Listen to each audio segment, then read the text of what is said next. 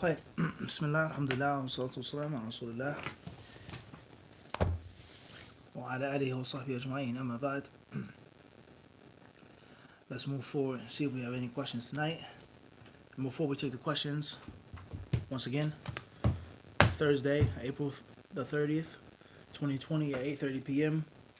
will be our private and exclusive lecture on the Islamic will. So make sure you join us, inshallah ta'ala. And please visit our website, HadithDiscipleshop.com, to sign up to purchase your tickets. It's going to be an exclusive lecture, not public for every single person. And these types of events and these type of special lectures, alhamdulillah, they help and they assist us in serving you and providing the service that we try to provide by Allah subhanahu wa ta'ala's permission. So make sure you sign up for that, inshallah ta'ala. The Islamic will, the fiqh of the Islamic will, April the 30th. It's a Thursday at 8:30 p.m. Eastern Time. Please visit HadithDiscipleshop.com to register and to sign up. Also, if you haven't purchased the book from last year, Ramadan and fasting, a comprehensive manual, alhamdulillah, a very concise, extremely lean booklet on basically everything that you need and should know about Ramadan and fasting from A to Z. From A to Z. It's a very unique book, alhamdulillah. It's very unique. It's not a translation. It's not a compilation from someone who came from another country to the United States. It's a book written in a mother language for the layman Muslim, for the beginning student of knowledge, inshallah ta'ala, and everyone can benefit from it.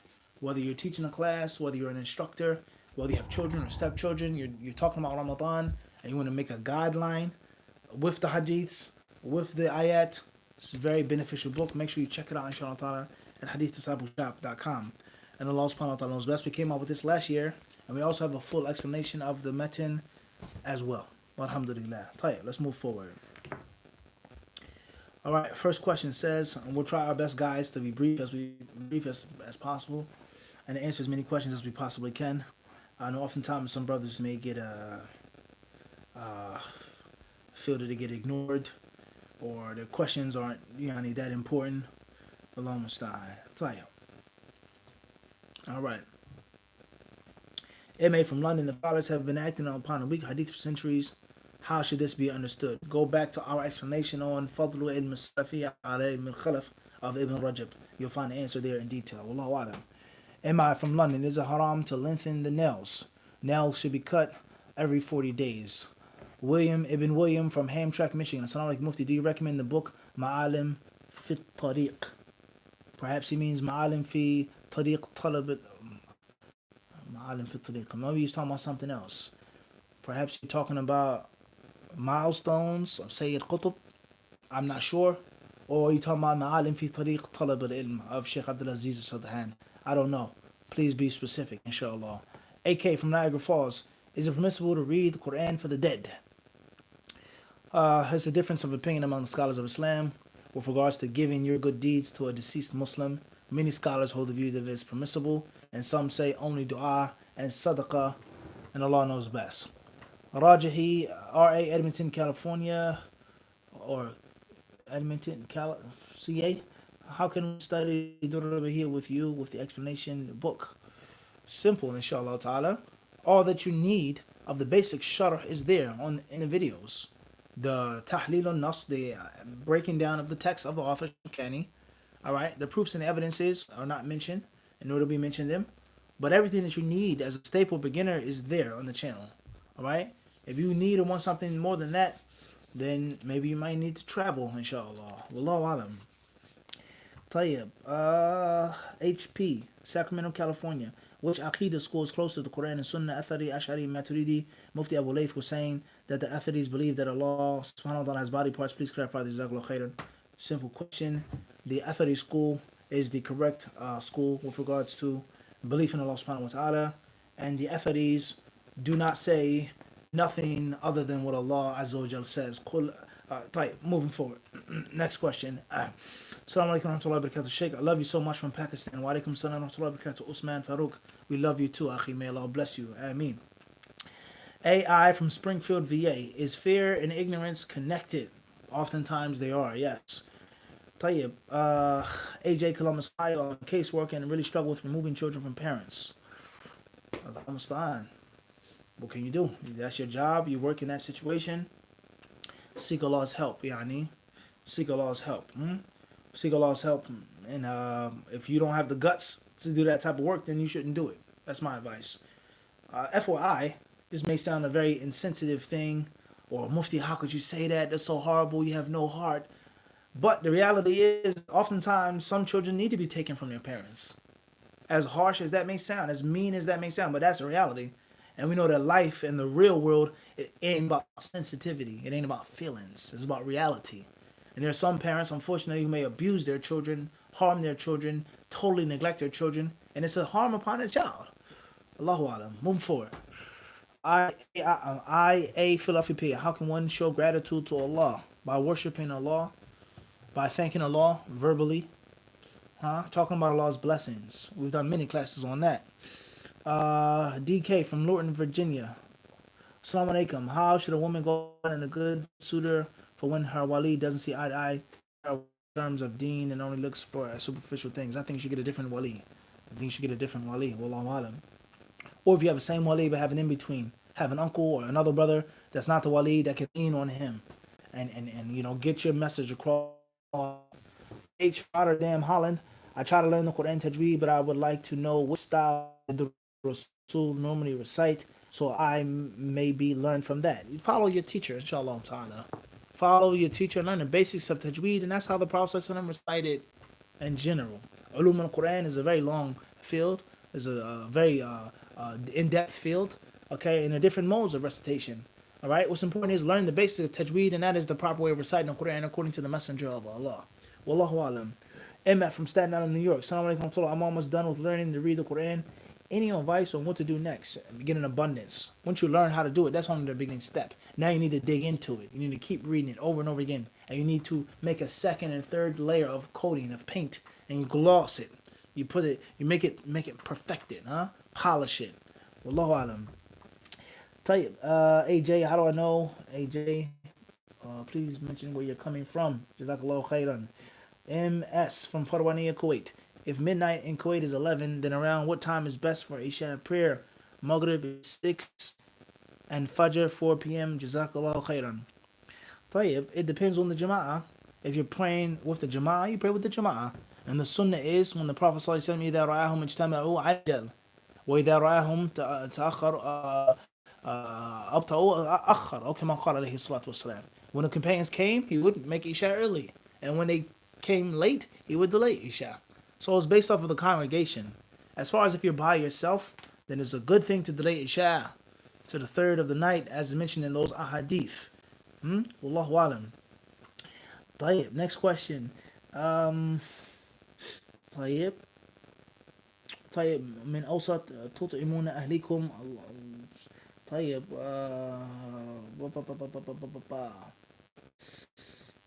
AB from Boston, Massachusetts. Is it possible for someone from our time to be on the level of the companions, excluding the four rightly guided? You can never be like the companions with regards to suhbah, with regards to being with the Prophet, period. As Imam Ahmad said, nothing comes close to suhbah. There's nothing you can do. All right? As far as understanding, is you can't understand something that you get 1,400 years later better than the one who was there right there. It's impossible. As far as certain types of scholarship, certain types of ibadah, certain virtues, perhaps some can. Some of the scholars mention about some of the tabi'een that they had some things that all of the companions had except for suhbah. All right? Jumi'at fihi khisalul khair. All right? But the companions are on a status that no one can reach with regards to those things. Wallahu alam. Mahmoud G. Atlanta, Georgia. I hope to visit you and the brother soon, Sheikh, inshallah. You're more than welcome. After the lockdown, if the lockdown breaks. Wallahu alam. AB, London, UK. What's the difference between the Hadith Qudsi and normal Hadith? We explained that. Go back to last week's khutbah, inshallah ta'ala. We explained the difference in Hadith Qudsi. Hadith Qudsi, the Prophet is quoting the law directly, and the Hadith Nabawi is the Prophet speaking.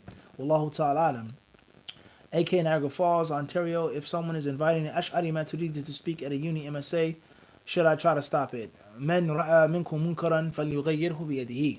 Whoever has the ability to stop an evil that he sees, then he should do so.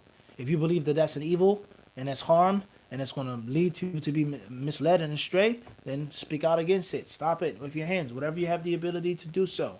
As far as the specific details of Ash'ari, Maturidi, someone speaking at an MSA, at a masjid, a platform, the Ta'awun, he's on the fly with this one, so he has to believe, and he has to. That's a discussion in itself. Wallahu alam. Move forward. Tayyib. Question is,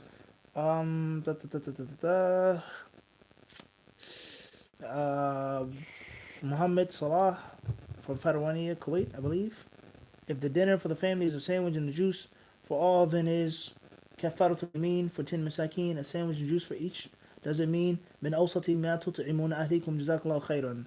As the ayah says, a meal that's not of the poorest quality, and the meal doesn't have to be of the most extravagant, luxurious quality. In the middle. If that's custom, juice and a sandwich, me personally, I wouldn't consider that to be a meal unless it's a robust type of sandwich. A soda and a cheesesteak, a juice and a cheesesteak, or a hoagie. But even then, a bag of chips gotta be on the side. Where we come from in Philly, they have a bag of chips. Or in New York City, the brothers that get steak fries with the sandwich. That's the best thing to do. Wallahu alam. And also the cookie, at Subway. If you happen to go to Subway, not saying that you should go to Subway or I go to Subway, but the concept of you get the sandwich, you get some sun-baked chips, you get a juice, and you get something sweet. It's a meal. Because the people, they'll think like a sandwich is not necessarily a meal. Wallahu alam. It can be a meal. Ibn William said, Sayyid Qutb Mufti, Jazakallahu khairan. What I recommend reading that book, what do you want from the book? Tell me what's your purpose from reading that book. What do you want out of the book? What is your intended goal? I've never read the book. I've never studied the book. But what do you want out of it in order for me to say, would you recommend reading it? Wallahu alam. JJ, Sydney, Australia. Assalamu alaikum. It's permissible to follow the opinion of local moon sighting throughout the year and then switch to global moon sighting due to family and community's unity. It's a problem. There's no doubt about that. That's a problem. It's mushkila. Now, we've spoken on this before. People are inconsistent, blindly following, and inconsistent blind following. Are you following your desires just because it's convenient? Or are you following the people because you trust them and respect them? All year long, we follow one opinion because we thought that they were correct. We thought that they have knowledge, even though there are other views. And then when it isn't convenient, it's inconvenient, now we go to a different, that's a problem. That's a problem. Allahu alam. STA Dubai UAE, Assalamu alaikum. Mufti, may Allah bless you. Can you explain what is the manhaj sunnah regarding obeying rulers? As you said, there is manipulation of hadiths for political reasons. Wa alaikum assalam wa rahmatullahi wa barakatuh. May Allah bless you and all of the Muslims in the UAE and all the disciples there. I mean, as we have said many times before, there lies no doubt that the hadiths of the Prophet ﷺ mandate for us to obey and for us to listen and for us to follow and for us to serve and for us to protect and honor the Islamic ruler. There's no question about that. The Prophet ﷺ says about prayer, person's blood and honor and taken, raped and molested, and prisoners of war, a country being usurped. The Prophet says about the prayer, إِنَّمَا جُعِلَ الْإِمَامُ لِيُتَمَّ بِهِ. The Imam has only been placed to be followed. فَإِذَا كَبَّرَ فَكَبِّرُوا. When he makes the takbir, then you make the takbir. So there is no doubt that the Imam is supposed to be followed. He's supposed to be obeyed. He's supposed to be respected. He's supposed to be honored. There's no question about that. There's no doubt about that. So we're talking about someone who's in charge of the blood of the people, the honor of the people, the wealth of the people, the deen of the people. Of course, we obey him and we listen to him and we honor that person. We make dua for them. But with the condition is that they're a legitimate Islamic ruler. And if we're not living in an Islamic country, a Muslim country, if it's a non-Muslim ruler, there's still some respect. And there's still some obedience. And there's still some honor that has to be given to the non-Muslim ruler because he's our ruler. This one is his job or her job to make sure that the country is safe. To make sure that the borders are patrolled. To make sure that no one is violating the citizens. There's no doubt about that. If you live in the UK and you say, well, the Queen, make sure I have this. I'm not starving. I have education. I have keva. There's no doubt about that. There's no doubt about that. So therefore, a Muslim ruler, we're to do those things with the condition that it is a Muslim and that they're legitimate hakam shar'i. And with the condition that they tell us to do that which is permissible and that which is from the deen and that which is not haram, even if it's not from the deen. As long as it's ma'ruf and it is a munkar. And if they do tell us to do something which is wrong or bad, we say, no, we will not obey you in that, but we still keep our hands on the obedience. We still obey him in the other things. Like a husband. Husband tells his wife to do a haram act in the bedroom. She says no. But it doesn't mean that she can now refuse him to do the permissible acts in the bedroom. Okay? So that's the correct view. As far as interpreting hadiths and manipulating hadiths for political reasons, then that's clear. That's clear. But people who do those bad things does not mean that we are for disobeying and revolting and rebelling and killing and declaring a sinful ruler a kafir. It does not mean that. That's extremism. Balance. Those who say, hear no evil, see no evil. Summun bukmun umyun. Deaf, dumb, and blind. We don't know anything. He's the ruler. Waliyul amr, walatul umur. That's it. No matter what they do, no matter what kufr they say, no matter what kufr they do, who they're allied with, it doesn't matter. We're not with them, and we don't agree with that. Nor we are with those who say that there is no ruler, and we'll make our own rulership, and if he does something wrong, remove him, kill him, and if the ruler drinks alcohol, he's a kafir. There's no takfir for sin, and that is a mistake. If the ruler is going to a casino, if the ruler is a whoremonger, he sleeps with women, he's a fasik. But he's still a Muslim as long as he knows that it's haram and he believes that it's haram. That's not the same as someone saying that this ruler is not a Muslim because he says that the Quran is unfair. He says that the Quran is outdated. It's archaic. It's old. It's medieval. It needs to be changed. It needs to be reformed. That's a different story. That's a different story. Someone who makes ijtihad. And they say that this ruler is a kafir because they're with the non-Muslims, they're killing Muslims, so on and so on and so forth. That's a mas'ala. That's not the same as someone saying that a sin ruler is a disbeliever because of sin. So the madhab of Ahlul Sunnah wal Jama'ah is always dead smack in the middle. As Shaykh Hassan ibn Taymiyyah said, كما هم وسط في الأمم. He says that هم وسط في فرق الأمة.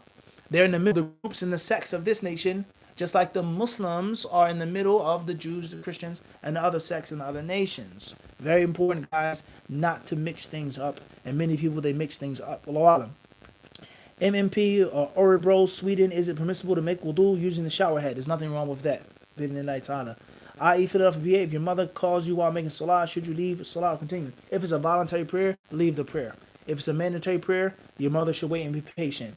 SG, Philadelphia, PA, where are the places Allah loves in the Quran? There are many places in which Allah mentions that He loves in the Quran.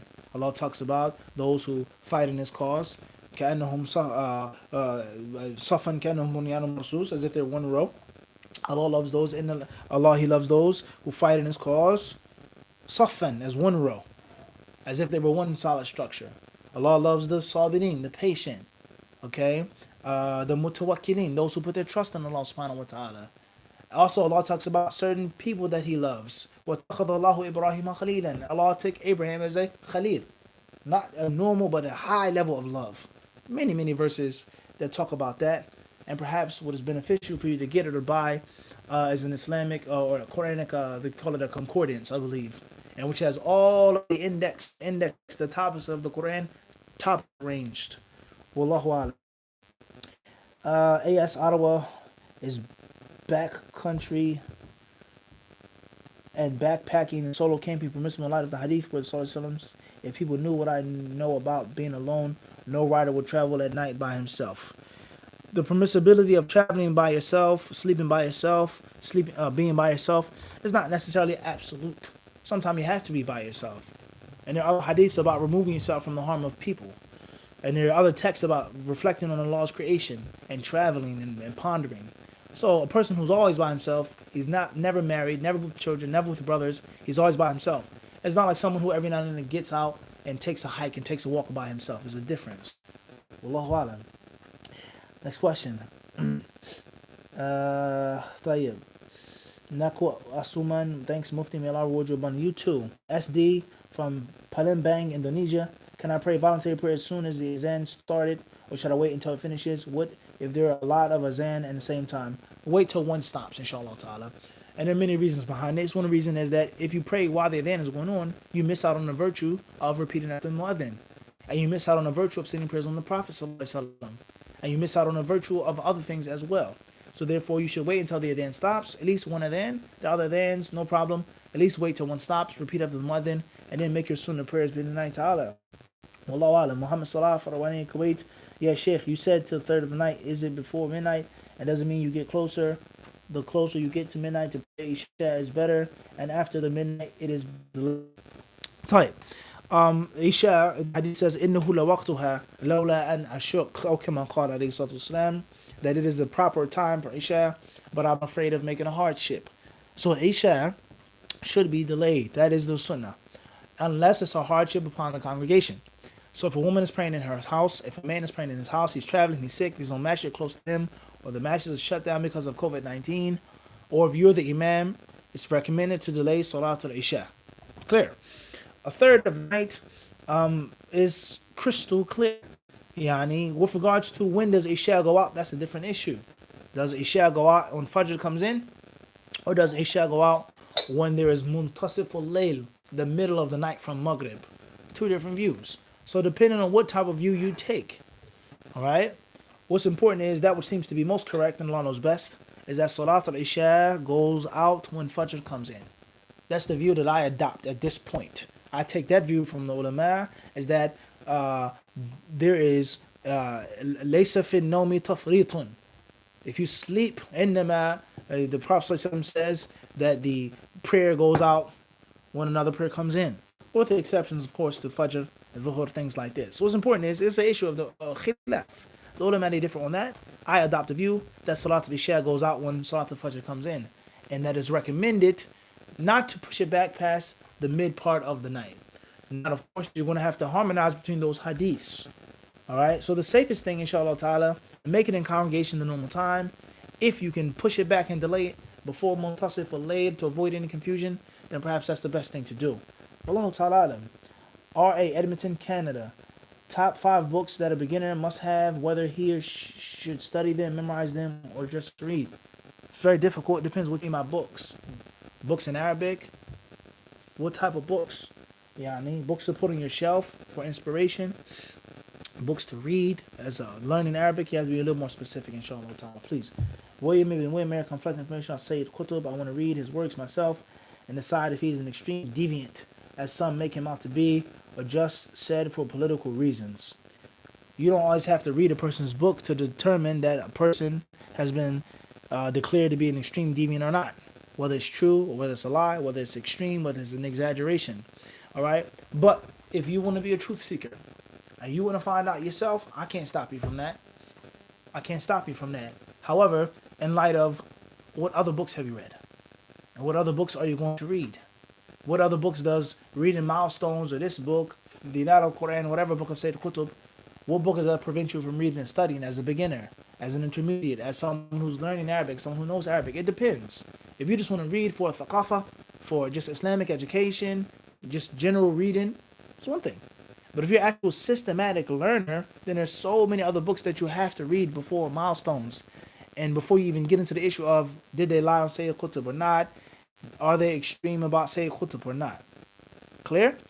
At the end of the day, this is the bottom line, guys. Sayyid Qutb has passed away. Whether the things they said about him are true or not, exaggerated or not, the deviation that he brought with or not, etc. There is no doubt that all those who have power are afraid to lose it.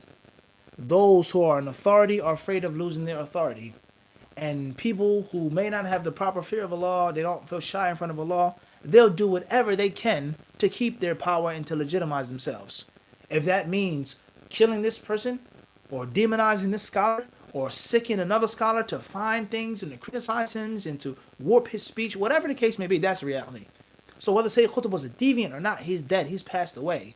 He's with his deeds right now. The bottom line is that don't be stupid and gullible and naive to think that people don't legitimize their authority and that people won't go to lengths to stay in power, in charge. Don't think that. That was before Sayyid Qutb, and that is going to be way longer after Sayyid Qutb. And if Sayyid Qutb made a statement which is true and which is correct, he made a statement which is true and is correct. It's bottom line. Believer follows the truth wherever it is. The believer is a truth seeker, whoever says it. Bottom line. Wallahu alam. Moving forward. JJ Sydney, Australia, watching Switching to global moon sighting is only for the month of Ramadan to start fasting and break the fast, etc. Like I said, either blind following or you're doing it independently. You can't just switch up your following just because it's convenient. It doesn't work like that. I.e., Philadelphia P. What books make someone strong in fiqh if they've studied? And there's no doubt, Sahih Bukhari, Muwatta Malik, Musnad Imam Ahmed, Sunan Abi Dawood, Jami' Tirmidhi. There's no question about that. NEH, Rotterdam, Holland. Can you explain which one of the two differences are correct in the hadith that talks about Rasulullah leaving two things and how both can be sahih? Did he not say one or the other? I'm not too clear on that question. Please explain better, inshallah. Can you explain which of the two differences are correct in the hadith about talking about Rasulullah leaving two things? I'm not clear on that question. Please explain. Give an example further. I don't want to speak without knowledge. AS, Ottawa, Canada. Is it permissible to be a prepper and store large amounts of food and reserve and resources in case of emergencies? وَخُذُوا حِذْرَكُمْ, Allah says, take precaution, but don't go extreme. Wallahu alam. Play AM, Springfield, VA. Assalamu alaikum, Mufti. The Chinese give teas names that have elements of shirk, such as Iron Goddess of Mercy. If someone believes that certain brands should be avoided due to the names having shirk origins, would the same apply to the names given to the tea leaves themselves, which are given shirky names? Your efforts are appreciated. Jazakallahu khairan. Wa alaikum salam wa rahmatullahi wa barakatuh. There's no way that you can do that unless you leave off everything else as well. Days of the week, months, the calendar, cars, fruits, desserts, all types of stuff that are based off of pagan idolatry. If you're willing to boycott everything, then don't drink the tea that says Tea Guan Yin. As far as if they call it Iron Goddess of Mercy, I don't care what the ancient Chinese call it. I could care less. Wallahi, I could care less about their shirk society and their worship of gods and goddesses and ancestors. I could care less. But the tea is fine and exquisite. If that's what they call it, fadda. I call it tea. They call it Iron Goddess of Mercy. I could care less. And the same applies to the days of the week. Monday, Moon's Day, the day in which they worship the moon. Thursday, the day in which they devoted to Thor, the mighty Thor, Thor's mighty hammer. That's what they call it, Thursday, Thor's Day. The Viking sagas. Some say the first people to reach this new continent were the Vikings, the descendants of these people. Okay, these Danish and Swedish Vikings, the Norsemen, Leif Erikson, all right, Ragnar Lothbrok, people like this. They say they reached the continent first. And there are many customs and names and dates and things that are based off of their pagan culture. Well, we explained that many, many times before. Harold Bluetooth. We explained that. Harold Bluetooth. All right? Don't use Bluetooth. There's so many different shit things in our daily, today dealings, logos, emblems, names, so on and so forth. Wallahu alam. Tayyib. Ari Sturga, Germany. Assalamu alaikum, Mufti. What is your favorite drink? Alaikum salam wa rahmatullahi wa barakatuh. May Allah bless all disciples in Germany, Deutschland. I mean, favorite drink is a hard question. Hard question. If I had to pick one, I'd probably say tea. If I had to pick one. Of course, the different types of tea. If I had to pick one, I'd probably say tea. No doubt. Barakallahu feek. لقد ألهمتني للعمل على عميد إخوتي وفيكم بارك الله. In Arabic. AS, Ottawa, Canada. Christians have the concept of the mark of the beast. Is there such a thing in Islam? There are many signs of shaitan in Islam. And there are many followers of shaitan. Allah, Christians, O children of Adam, Alam ahad ilaykum. Allah says, I made you the message. Allah ta'budu shaitan, not to worship Satan. Wa ni'buduni, and to worship me. So there's no doubt. There's signs of shaitan and his practices and his people, his followers and his worshippers. Alright? Wallahu alam. Who do I watch on YouTube to gain knowledge, English speaking? HadithDisciple, inshallah. ML, Fulani, assalamu alaikum from England, read in England. My mother told me her chest is hurting a lot when she makes sujood. What should I do, please? Jazakallah khairan, may Allah grant you Jannah. I mean, may Allah, wa alaikum salam, first and foremost, may Allah bless your mother and remove the pain from your mother. Tell her to pray sitting down if she needs to. There's nothing wrong with that, inshallah. Wallahu alam. JM, please mention where you're from. Atlanta, Georgia. Is it haram for a woman to have a hypnobirth? Someone hypnotizes them into not feeling the pain of birth. If I'm not mistaken, on Mufti Q&A, we've answered the question about hypnotism. Is hypnotism permissible or not? Is it permissible or not? And we said that the modern day scholars differ. Some say that it is permissible, whereas there's nothing to prove it being haram, and it's a means of medicine, a healing, means of therapy. The brain has different frequencies, different waves.